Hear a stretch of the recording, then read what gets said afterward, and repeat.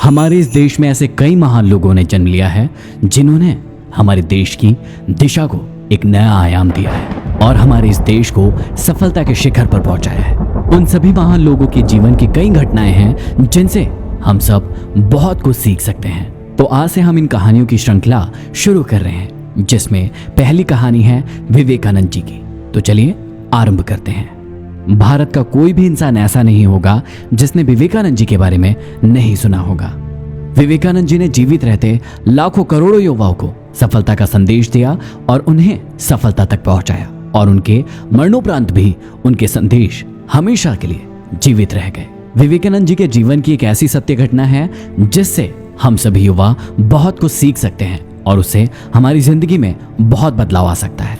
एक बार विवेकानंद जी बनारस के घाटों पर अपने हाथों में फलों की टोकरी लिए हुए आगे की ओर बढ़ रहे थे।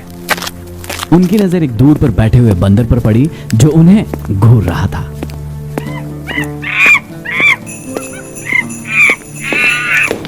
अब विवेकानंद जी ने अपने कदमों की चालों को थोड़ा बढ़ा लिया, लेकिन पीछे मुड़कर देखा तो 3-4 बंदर उनका पीछा करने लगे।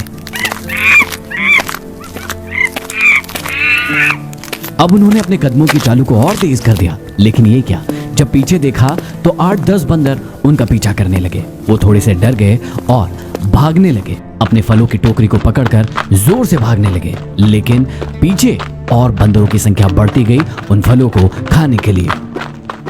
लगभग 20 से 25 बंदर उनकी ओर तेजी से भागने लगे और विवेकानंद जी भी अपने फलों की टोकरी को अपने सीने से जकड़कर जोर जोर से भागने लगे।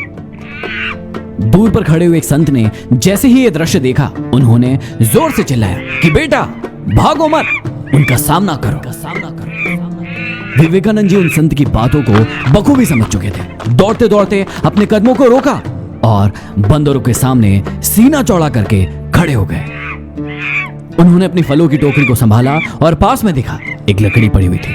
उन्होंने उस लकड़ी को जैसे ही उठाया, सारे के सारे बंदर भाग खड़े हुए।